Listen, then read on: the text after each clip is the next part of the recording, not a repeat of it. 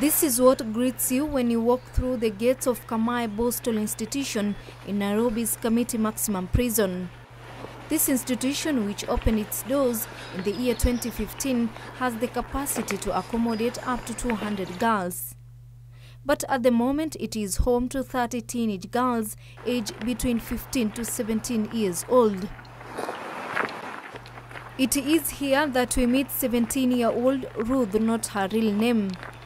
She narrates to us how she was recruited at an early age into a life of crime, and before she realized what she was doing, she was already addicted to cocaine and was forced to peddle the hard drug to meet her own needs and make money. But how did she find herself in the world of drug barons? I started using drugs at a tender age of 13, and I started with cat and later graduated to hard drugs like cocaine. My mom died when I was 15 years, and my dad died when I was still young. So when my mom died, I felt like the world was a lonely place for me and got deeper into drugs. She attributes her downfall to peer influence and the need to fit in, which marked the genesis of her turbulent struggle with addiction. Her life of crime was short-lived after she was arrested in possession of the contraband. I was remanded in Langata Women. This was really traumatic. I later came to accept that I had made a mistake and was brought to Kamae. It is then that she ended up at the juvenile center, which marked the start of her rehabilitation journey. First, I thought like I was thrown into a dystopia, which I can't come out. But through the counseling section, I accepted my situation and was able to move on. Her story mirrors that of 16-year-old Zipporah, not her real name as well. For her, she was a renowned drug peddler, supplying the contraband to her fellow schoolmates, a business that landed her in jail. Nilishkiwa being possession of cannabis. Nilipatikana kana uza bangi shule. The two say their stay behind bars has had its fair share of challenges as well as good times.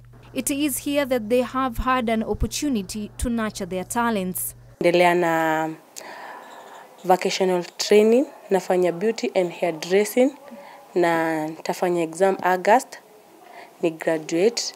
I've learned to be resilient in whatever situation I am, to know that everything that happens with a reason, and everyone makes mistakes. Their message to parents with teenage girls is that which is born from their own experience. Parents tezawaambia wasiconcentrate sana na job.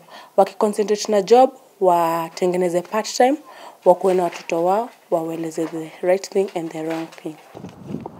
The officer in charge of the institution's superintendent, Justina Mwangombe, says the facility is the only female institution in the country that rehabilitates teenage girls.